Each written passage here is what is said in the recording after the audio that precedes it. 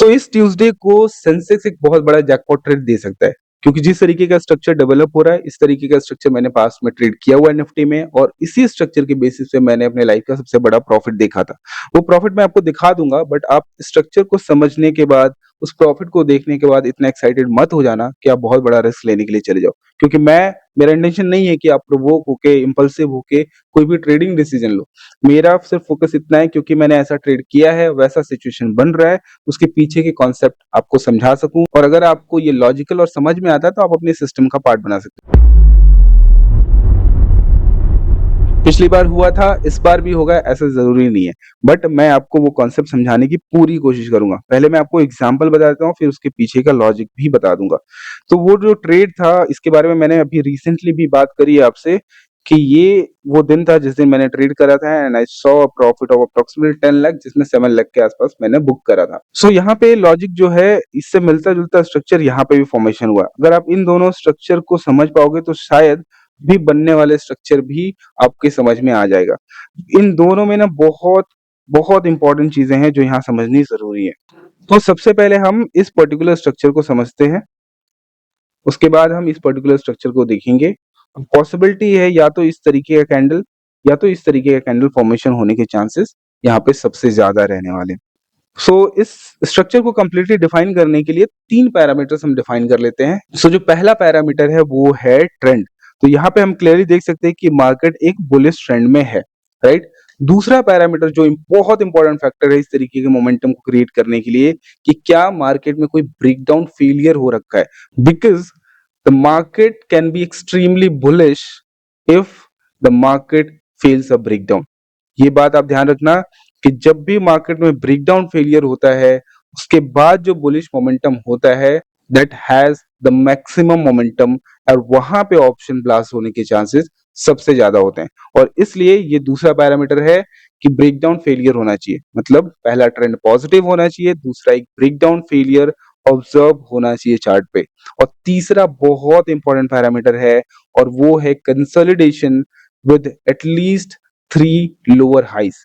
और उसके बाद जब मार्केट ब्रेकआउट करता है, शॉर्ट कवरिंग ट्रिगर होता है, तो मोमेंटम बहुत स्ट्रांग मिलता है। और यही रीजन है कि इस तरीके के डेज में ऑप्शन के ब्लास्ट होने के चांसेस ज्यादा होते हैं, और खास करके इस तरीके की चीजें एक्सपायरी वाले डे में ही होती हैं। और इसलिए सेंसेक्स का एक्सपायरी ट्यूसडे को है, जो एक बहुत बड़ा जैकपॉट अपॉर्चुनिटी क्रिएट कर सकता है। अब यहाँ पे इन दोनों ही स्ट्रक्चर में आपको ये तीनों पैरामीटर्स दिख जाएंगे। पहले इसमें देखते हैं। तो मार्केट का ट्रेंड ऑब्वियसली यहाँ पे बुलिश है, क्योंकि मार्केट नए हाईज क्रिएट कर रहा है या फिर हायर हाई के फॉर्मेशन में है। उसके बाद यहाँ पे मार्केट में जब रिजेक्शन हुआ है, ऊपर से रिट्रेसमेंट आया है, तो मार्केट ने अपने पिछले सपोर्ट, इंपॉर्टेंट सपोर्ट को ब्रेक डाउन करा है, उस ब्रेकडाउन को फेल करा है, राइट। यहाँ पे ब्रेकडाउन फेलियर आपको लोअर टाइम फ्रेम में भी दिख जाएगा, वो लोअर टाइम फ्रेम भी मैं आपको दिखा दूंगा। उसके अलावा मार्केट ने जब इस ब्रेकडाउन फेलियर के बाद कंसोलिडेट किया है, या फिर 3 लोअर हाइज का क्रिएशन किया है, अगर इसको हम फर्स्ट हाई मानते हैं, और इसको हम सेकंड हाई मानते हैं, या फिर इसको हम थर्ड लोअर हाई मानते हैं, तो आपको एक क्लियर कट छोटा सा ट्रेंड लाइन यहाँ पे देखने को मिल जाएगा। अगर आप इन दोनों को कनेक्ट करते हो तो क्लियरली आपको एक छोटा सा ट्रेंड लाइन यहाँ पे देखने को मिलेगा, थोड़ा एक्यूरेट, हाँ। तो ये ट्रेंड लाइन आपको यहाँ पे देखने को मिल रहा है, जिसके ब्रेकआउट के बाद मार्केट ने किस तरीके का रैली करा है, right. It did not stop until it made a new high.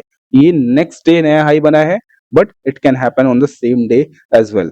Similarly हम दूसरे अपॉर्चुनिटी को देखते हैं, तो सेम चीज ही आपको यहाँ पे दिखेगा। यहाँ पे एक करेक्शन के बाद वापस मार्केट में ट्रेंड कंटिन्यूएशन हुआ है, मार्केट ने फिर से नया हाई बनाया है, वापस से मार्केट यहाँ पे बुलिश हो चुका है।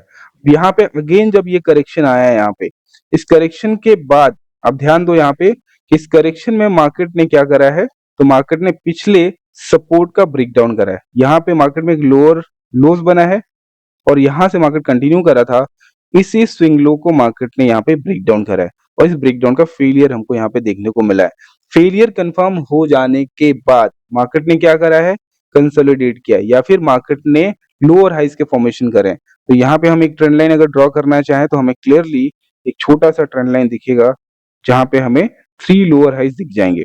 यहाँ पे एक लोअर हाई लोअर लो के फॉर्मेशन में मार्केट ने रिट्रेस करा है, उसके बाद जब कंटिन्यू करा है विद फेलियर कंफर्मेशन, कंसोलिडेट किया है मार्केट ने और 3 लोअर हाईज को कनेक्ट करेंगे। उसके बाद जब ब्रेकआउट हुआ है तो मार्केट नहीं रुका है बिना नया हाई क्रिएट किए हुए, right? But this day was very interesting because इसी दिन मैंने ट्रेड करा था और ये ब्रेकआउट एक्चुअली सेकंड हाफ में हुआ था जहां पे प्रीमियम्स ऑलरेडी बहुत छोटे हो चुके थे, बहुत कम हो चुके थे और वहां से जो ब्लास्ट हुआ था उसने बहुत बहुत बहुत बड़ा मूव दिया था।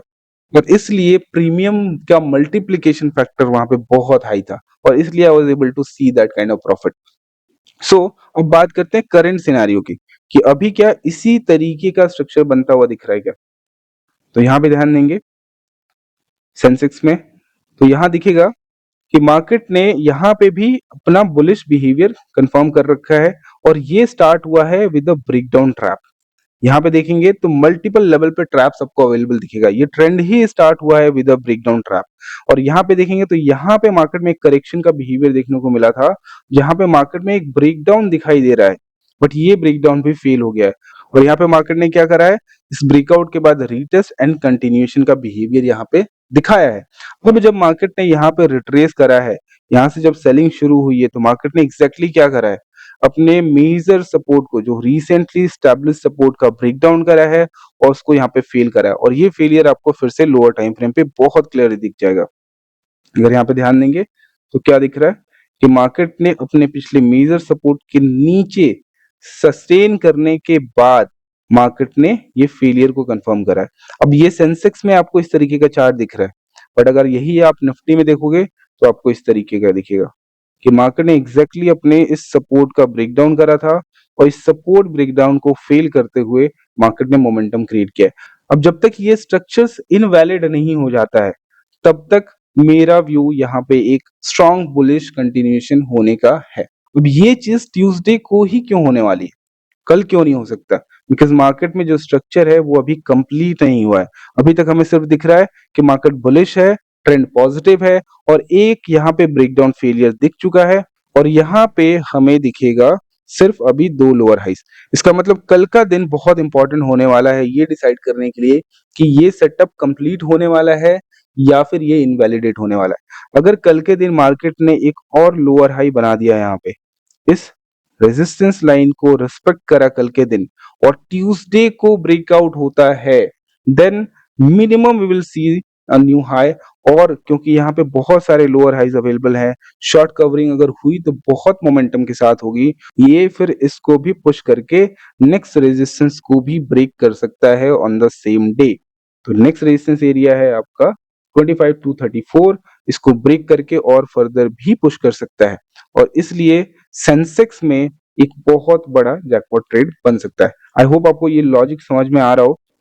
सो अब क्या करते हैं, एक बार इनको साइड बाय साइड कंपेयर करके देख लेते हैं तो शायद ये सिचुएशन और भी क्लियर होती हुई दिखेगी। ऑलराइट, तो ये 3 सिनेरियोस ये प्रेजेंट का है, ये बाकी 2 केसेस पास्ट के हैं। अब यहाँ पे देखेंगे, कंपेयर करते हैं कि मार्केट बुलिश है, तीनों ही केसेस में बुलिश है। मार्केट में एक रिट्रेसमेंट करा है लोअर लो के फॉर्म में, यहाँ पे भी लोअर लो के फॉर्म में रिट्रेसमेंट हुआ, यहाँ पे भी लोअर लो के फॉर्म में रिट्रेसमेंट हुआ है। और यहाँ पे मार्केट ने ट्रैप करा है क्योंकि पिछले सपोर्ट का ब्रेकडाउन करके इसने सपोर्ट ले लिया है। यहाँ पे भी मार्केट ने पिछले सपोर्ट का ब्रेकडाउन करा था और सपोर्ट ले लिया था और यहाँ पे भी मार्केट ने पिछले सपोर्ट का ब्रेकडाउन करा है और सपोर्ट ले लिया है। उसके बाद का जो फैक्टर है वो क्या है कि हमें एक छोटा सा ट्रेंड लाइन दिखना चाहिए जिसका ब्रेकआउट हम एक्सपेक्ट कर रहे हैं। तो यहाँ पे एक छोटा सा ट्रेंड लाइन है, यहाँ पे एक छोटा सा ट्रेंड लाइन है और यहाँ पे वो ट्रेंड लाइन अभी डेवलप हो सकता है। 2 पॉइंट्स हमें मिल चुके हैं, एक और पॉइंट चाहिए जो एक लोअर हाई और कंप्लीट करे जो कि मंडे को हो सकता है। अगर मंडे को ऐसा हुआ तो ये सेटअप कंप्लीट हो जाएगा। All we need is a breakout. उस ब्रेकआउट के फेल होने की पॉसिबिलिटी बहुत लो है क्योंकि trapped breakout has the least possibility to fail और अगर वो ब्रेकआउट सक्सेसफुल हुआ तो मोमेंटम क्यों ज्यादा मिलेगा, बिकॉज एक तो फेलियर यहाँ पे कंफर्म हुआ है, दूसरा there are multiple lower highs that may trigger a snowball effect जिसके वजह से शॉर्ट कवरिंग ट्रिगर होगी और ये मूव बहुत बड़े मोमेंटम में कन्वर्ट हो सकता है। सो ये पॉसिबल अपॉर्चुनिटी जो मेरे को दिख रही है, अपॉर्चुनिटी आप यूज करो ना करो आप अपने हिसाब से समझ लो, बट इस तरीके के कंसेप्ट समझना बहुत जरूरी है क्योंकि ऑप्शन बाइंग में हमें डायरेक्शन और मोमेंटम दोनों की जरूरत होती है और ये एक बहुत आइडियल कंडीशन बन सकता है ऑप्शन में गामा ब्लास्ट होने का। ऑलराइट, सो अगेन मैं आपसे रिक्वेस्ट करता हूँ कि इस अपॉर्चुनिटी को ट्रेड करने की कोशिश में कोई बड़ा लॉस मत करना आप। पिछली 2 बार हुआ है, इसलिए इस बार भी होगा ये ज़रूरी नहीं है, और अभी तो सेटअप कंप्लीट भी नहीं हुआ है। और अगर ऐसा नहीं होता है तो स्ट्रक्चर कुछ और ऑफर कर सकता है, इसलिए किसी एक पर्टिकुलर ट्रेड में बहुत बड़ा रिस्क आप मत लेना, मैं तो नहीं लेने वाला हूँ। और हाँ, अगर आपको इस दिन का प्रॉफिट देखना है तो मैंने शायद पिछले वीडियो में या उसके पिछले वीडियो में इंक्लूड करा हुआ है, वहां से आप देख सकते हो इसी पर्टिकुलर डे का पीएनएल मैंने उसमें दिखाया हुआ है। बट उस पीएनएल को देख के प्लीज एक्साइटेड मत होना, because as you all know कि मैं अभी भी प्रॉफिटेबल नहीं हूँ। So that's it from my side today, see you in the next video, bye bye.